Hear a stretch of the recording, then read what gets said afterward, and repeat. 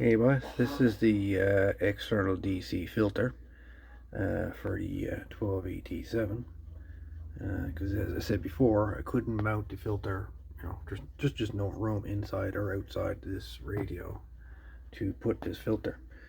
And so this is the inside of it. So we have two 100,000 ohm 100k resistors. They're 5 watt resistors each. These are bleeder resistors to bleed off the voltage off these capacitors. These two electrolytic caps are 100 UF, or 100 microvolt, or 100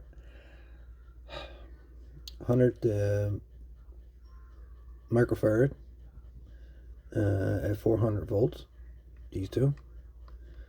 Going between, say, from the DC in to DC out, I have a 22.2k resistor, 5 watt resistor right here, in series between the in and the out.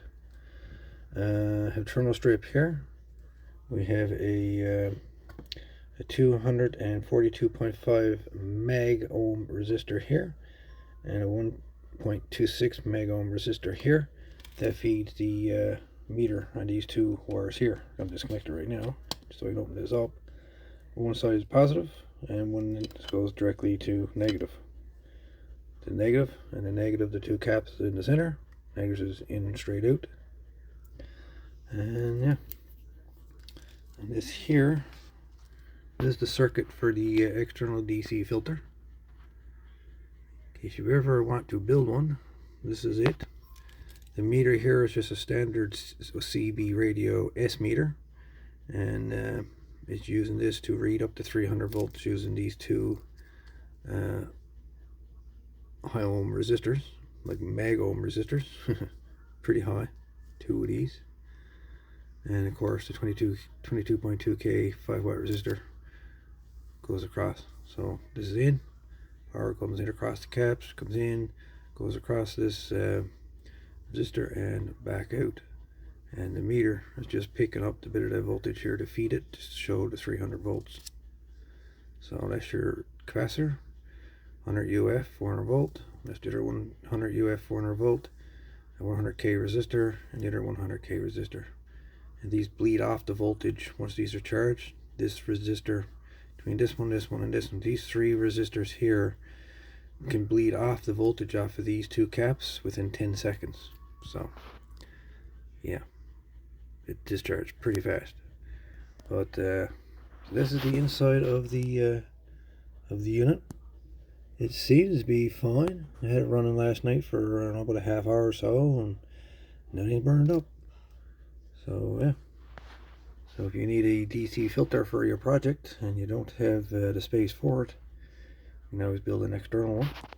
And the wire, this wire here is this is fiberglass insulated. Well, it's rubber. It's fiberglass insulated stove wire. It's not standard plastic rubber wire. This is fiberglass old stove wire. Your old stove, your old range, in the kitchen, and it burns out on you. Before you throw it out, rip out the wire. This wire is it's perfect for your projects like this. I got like a pile of it like right there, and it's great for this kind of thing. So anyway, that's the circuit, and that's what it looks like. And be very careful if you build this circuit. There is high voltages here, and it can kill you, no problem at all. So keep that in mind. And in the description last night I suggested that if you build a circuit, to definitely put a fuse in line with this, because you just never know. You can put a fuse here if you like, or you can put one here. Either one of these will break the circuit continuing through from passing through from one side to the other. It'll break the circuit. But if you want to kill the circuit altogether with your fuse, then obviously you'd right on your input between here and your resistors where you want to put your fuse, right here. As it's coming in, that's where you want to put your fuse. You can put it here, but it'd be more beneficial if you had your fuse right directly on the input right here.